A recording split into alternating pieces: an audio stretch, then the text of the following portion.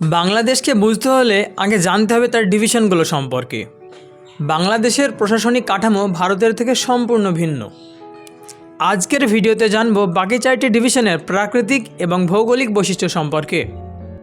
Sylhet division. Sylhet চা এবং পাহাড়ের জন্য বিখ্যাত। এলাকা উঁচু নিচু এবং বৃষ্টি প্রবল। এখানে প্রাকৃতিক সৌন্দর্য বেশি হলেও অতিবৃষ্টির কারণে প্রায় বন্যার সম্মুখীন হতে হয়। বরিশাল ডিভিশন। বরিশাল হলো নদী নির্ভর অঞ্চল। এই ডিভিশনে অসংখ্য নদী এবং খাল রয়েছে।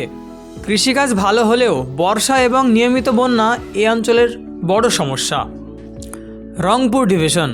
রংপুর ডিভিশন বাংলাদেশের একেবারে উত্তরের অংশে অবস্থিত। এটি হিমালয় পর্বতমালার কাছাকাছি অবস্থান করায় শীতকালে এখানে তুলনামূলক বেশি ঠান্ডা পড়ে। কৃষিপ্রধান এলাকা হলেও অর্থনৈতিক দিক থেকে এই ডিভিশন পিছিয়ে রয়েছে, যার ফলে এই অঞ্চলের মানুষের মাথাপিছু আয় অত্যন্ত কম। দারিদ্রতার দিক দিয়ে বিচার করতে গেলে রংপুর ডিভিশন হলো বাংলাদেশের সবচেয়ে দরিদ্র ডিভিশন। ময়মনসিংহ ডিভিশন। ময়মনসিংহ নদীমাতৃক এবং কৃষিপ্রধান এলাকা। ব্রহ্মপুত্র নদ এ অঞ্চলের প্রধান ভৌগোলিক বৈশিষ্ট্য। এখানকার আবহাওয়া আর্দ্র এবং বর্ষা নির্ভর। তো এই ছিল বাংলাদেশের 8টি ডিভিশনের সংক্ষিপ্ত পরিচয়।